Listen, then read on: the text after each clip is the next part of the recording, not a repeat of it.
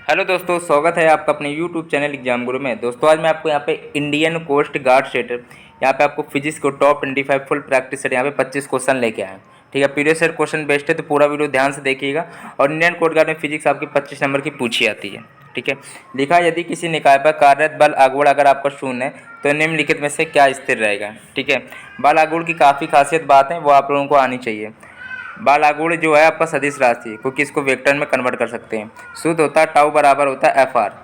अब इसको देखिए वेक्टर में कन्वर्ट कर सकते हैं, टाउ वेक्टर बराबर एफ वेक्टर गुणे ए आर वेक्टर मतलब, ठीक है, डॉट आर वेक्टर। तो मतलब इसको वेक्टर में कन्वर्ट कर सकते हैं, मतलब ये सदिश राशि है। ठीक है, जिसमें भी वाह है जिसमें भी बा है तो वो आपकी हमेशा सदिश राशि होती है, याद रख लीजिएगा। 95% तक ये रूल फॉलो करता है। ठीक है, जिसमें वाह या बा आता है वो आपकी बल आघूर्ण होती है, ये चीज़ याद रखना। तो ये तो बल आघूर्ण आपकी सदिश राशि है, सीधी सीधी बात सदिश राशि होती है जिसमें वाह बा है। ठीक है, और दूसरी चीज़ आपका टाउ बराबर होता है एफ आर। एफ होता है न्यूटन, आर से होती आर आपकी मीटर होता है, तो हो गया न्यूटन मीटर, इसका मात्रक हो गया।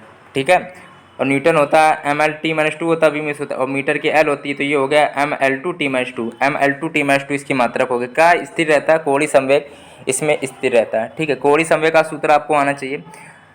ठीक है, कोणीय संवेग वैसे होता क्या है ये बताइए। तो जे से डोनेट करते जे बराबर आई ओमेगा होता है। ठीक है, चलो भाई, तो ये चीज़ें थोड़ा याद होनी चाहिए। ठीक है, आपको काफ़ी कुछ इसमें बता दिया, बल आघूर्ण में याद कर लेना। जड़त आघूर्ण लिखा है। ठीक है, किसी पिंड का जड़त आघूर्ण कार्यरत होता है जब या क्या होता है भाई हमें बता दो। 130 नंबर का सी ऑप्शन, जब गुणन गति में होता है। किसी पिंड का जड़त आघूर्ण कार्यरत तब होता है जब यह गुणन में गति करता है।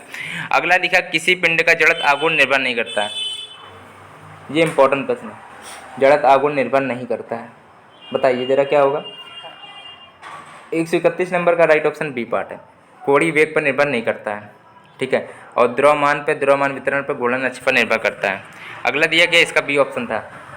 अगला दिया निम्नलिखित में से किसका जड़त आघूर्ण अधिकतम होता है। चार ऑप्शन को देखिए, निम्नलिखित में से किसका जड़त आघूर्ण आपका अधिकतम होता है। 132 नंबर प्रश्न का यहाँ पे सी ऑप्शन है, चकती, सॉरी एक मिनट, सी ऑप्शन कहाँ है, ये देखो, छल्ला इसके तल के लंबवत अक्ष के प्रता।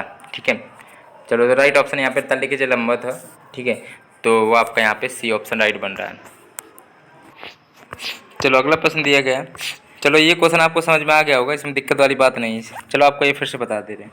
जड़त आघूर्ण को आई से डिनोट करते हैं, आई बराबर होता है एम आर स्क्वायर। ठीक है, तो वो आपका क्या है कि आर है तो दूरी या गति से रिलेटेड जरूर होगा, तो गुणन गति होती है इसमें। ठीक है, गुणन गति हमेशा होती है जड़त आघूर्ण में, ये चीज़ याद रखिएगा। और किस पर निर्भर नहीं करता है, वो आपको कोणीय वेग पर निर्भर नहीं करता। जड़त आघूर्ण का सूत्र होता है आई बराबर होता है आपका एम आर स्क्वायर होता है। तो एम मतलब द्रव्यमान पर निर्भर करेगा, द्रव्यमान पर निर्भर करेगा। आर जो आपको गुणन अक्ष पर गुणन पर निर्भर करता है, ये चीज़ याद रखना, गुणन गति या दूरी पर निर्भर करता है। ठीक है, तो समझ गए होंगे। और ये आपका तल के लंबवत अक्ष के प्रता अधिकतम आपका होता है। ठीक है, अगला देखते हैं। यहाँ पे लिखा घूमते हुए टेबल पर अपने हाथ को बाहर की ओर फैलाएं बैठा एक खिलाड़ी अचानक अपने हाथ नीचे कर लेता है, तब आपका क्या होता है। 133 नंबर का बी ऑप्शन, तब जड़त आघूर्ण आपका कम हो जाता है। ठीक है, जब बाहर की ओर हाथ था, अपने हाथ को बाहर की ओर फैला लेता है, फिर अचानक थोड़ा हाथ नीचे कर लेता है, तो उसका जो जड़त आघूर्ण वो कम हो जाता है। कर्णों क्या लिखा है आपका कि कर्णों के निकाय का द्रव केंद्र निर्भर नहीं करता है, किस पर निर्भर नहीं करता है। 134 का बी ऑप्शन, कर्णों के बल पर निर्भर नहीं करता है। अगला दिया गया बल युग्म उत्पन्न करता है, बल युग्म उत्पन्न करता है तो शुद्ध गुणन गति उत्पन्न करता है। बल युग्म आपका शुद्ध गुणन गति उत्पन्न करता है। देखो लिखा है एक व्यक्ति एक घूम रही मेज पर हाथ मोड़े बैठा हुआ है, तो अचानक वह हाथ जैसे कि फैला लेता है, तो मेज की जो कोड़ी चाल में क्या प्रभाव पड़ेगा। 136 नंबर का राइट ऑप्शन बी पार्ट होगा, तो कोड़ी जो चाल में आपकी कमी हो जाएगी, कोड़ी चाल में कमी। अगला दिया गया है एम एल आर, जो दिया गया द्रव्यमान जैसे एल लंबाई आर त्रिज्या के सिलेंडर का अपने अक्ष के प्रता जड़त आघूर्ण, ये सूत्र होता है। आप बताओ इसका सूत्र क्या हो जाएगा सिलेंडर के लिए। चलो इसमें ये है कि चलो देखो क्या होगा, अक्ष के सिलेंडर का अपनी अक्ष के प्रता जड़त आघूर्ण है, ठोस चीज़ है ये आपकी। चलो 137 नंबर प्रश्न है, राइट ऑप्शन यहाँ पे आपका ए पार्ट बन जाएगा, एम आर स्क्वायर अपॉन में 2 होता है। ठीक है, अगला दिया गया एक ठोस गोले की स्पर्श रेखा के प्रता त्रिज्या होती है, कितनी कैसी होती है। देखो ठोस गोले की पूछी आती है त्रिज्या, तो आप लोगों को पता होनी चाहिए। 138 नंबर प्रश्न है, राइट ऑप्शन सी पार्ट है, रूट में 7/5 आर होती है। स्पर्श रेखा के। अगला दिया गया एक, ये दिया गया आपका, एक शक्ति की अपनी केंद्रीय अक्ष के पड़ता जड़ आगोल बताइए। 139 नंबर प्रश्न है, राइट ऑप्शन इसका बी पार्ट। एक शक्ति अपनी केंद्रीय अक्ष के पड़ता जड़त्व आगोल कितना होता है, mr²/2 होता है। चलो अगला दिया, यदि किसी वस्तु का जड़त्व आगोल आई ओमेगा, जैसे ओमेगा आपका कोणीय वेग हो गया, आई आपका जड़त्व आगोल से डिनोट करते हैं, तो गोलन की गति ऊर्जा क्या होगी, इसका सूत्र आता होगा आपको। 140 नंबर का सी है, 1/2 आई ओमेगा स्क्वायर होता है। क्या होता है, 1/2 आई ओमेगा स्क्वायर होता है। ये तो आपका सूत्र है काइनेटिक एनर्जी का।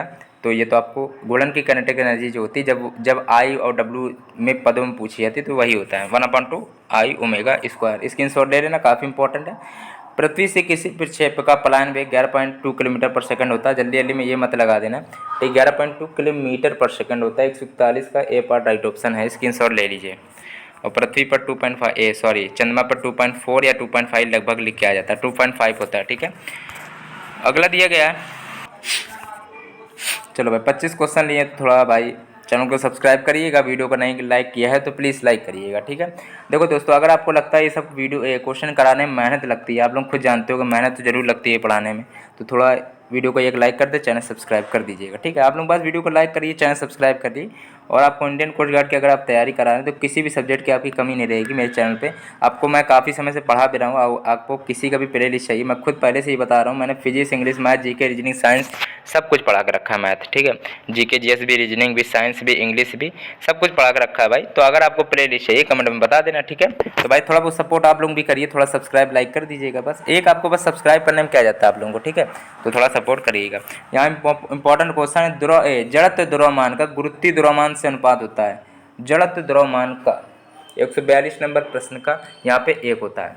जड़त्व द्रव्यमान का गुरुत्वीय द्रव्यमान से अनुपात 1 होता है। एक छोटा उपग्रह पृथ्वी की सतह के निकट चक्कर लगा रहा है, इसका कक्षीय वेग होगा।